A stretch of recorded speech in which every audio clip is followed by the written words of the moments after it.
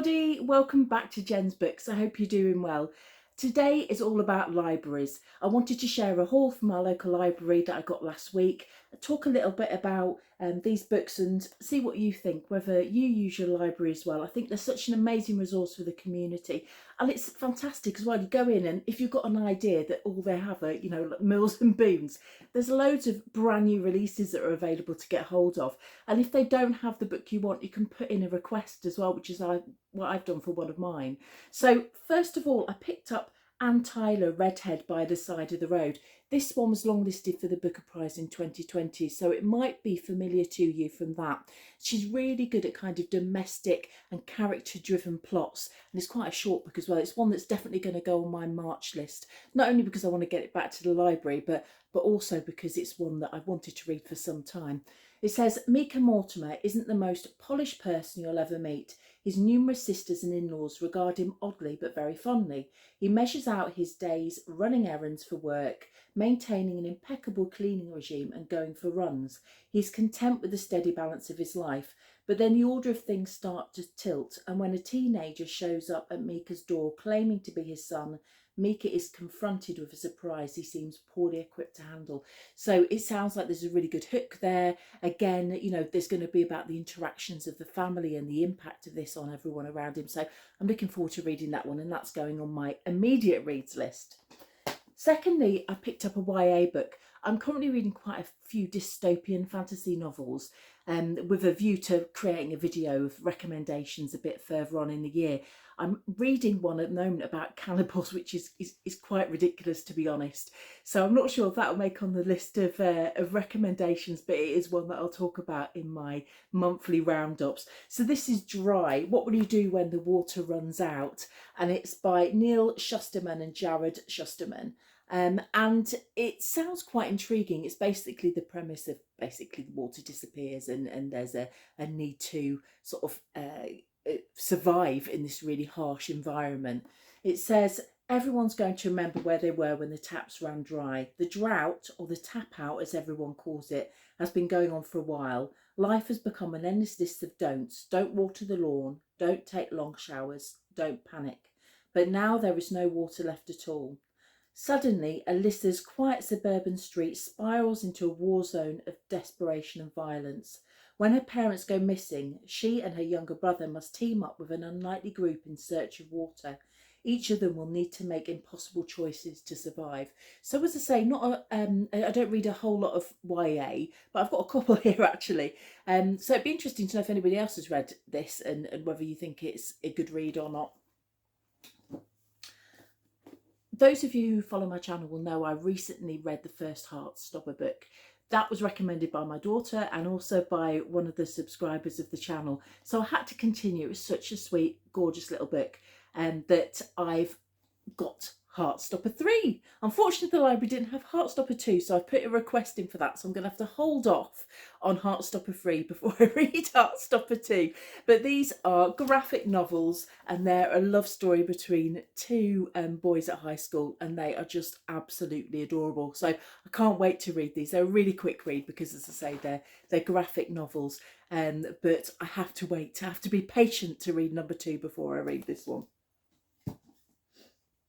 Thirdly, this was another sort of dystopian one that I picked up that I haven't heard of before, but it caught my eye. It's called The End of Men, and it's by Christina Sweeney Baird.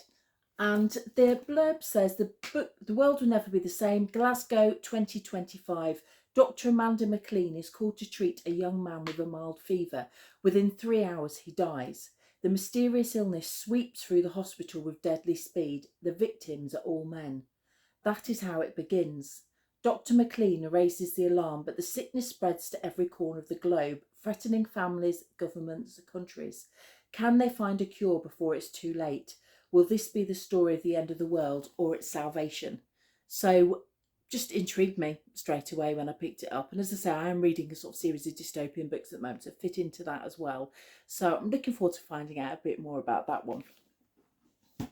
Next, one that I saw quite a lot on videos last year, Dolly Allerton's Ghosts. This is one that I hadn't picked up, but when I saw it in the library, I thought, no, I will give it a go because I'd heard really good things about it.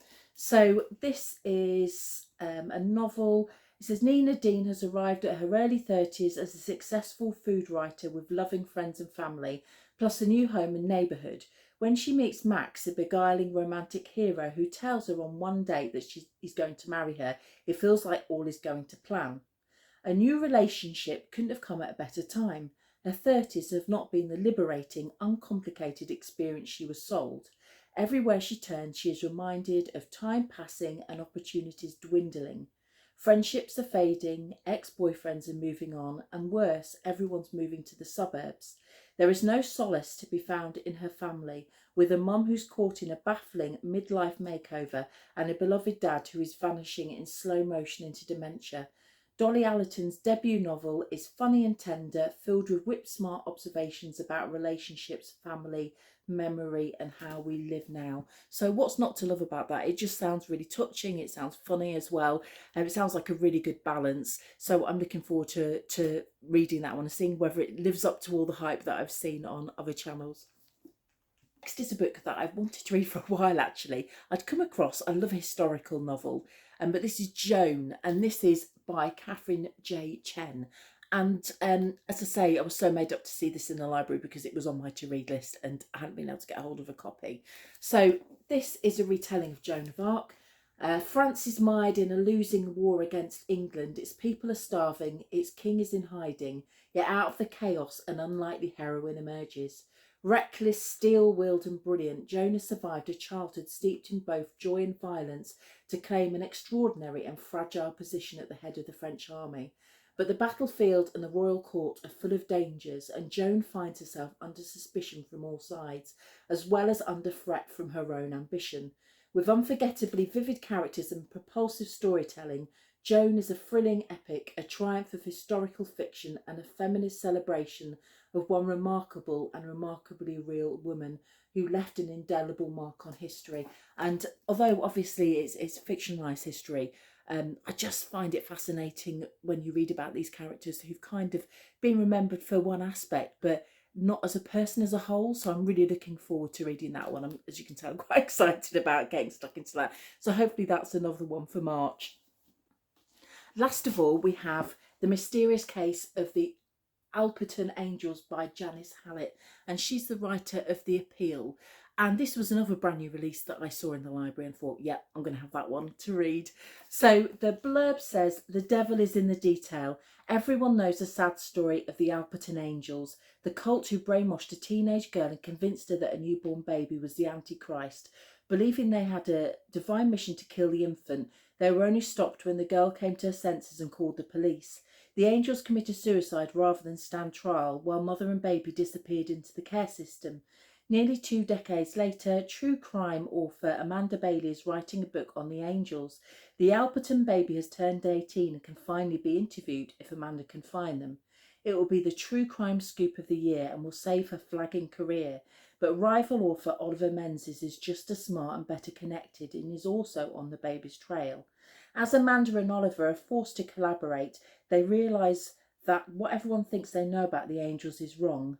The truth is something much darker and stranger than they'd ever imagined, and the story of the Alperton Angels is far from over. That's a fantastic hook, isn't it? Again, really intriguing and quite unlike the stuff that I usually read, but I do like to read a mixture of genres and a mixture of writers. So looking forward to getting to stuck into that one too.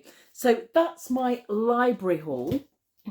If you're new to the channel and you like to hear more about books and you like to hear reviews, please do like and subscribe and join me on my journey to read 100 books in 2023.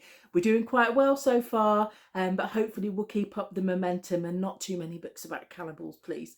Thank you very much, everybody. Take care. Bye.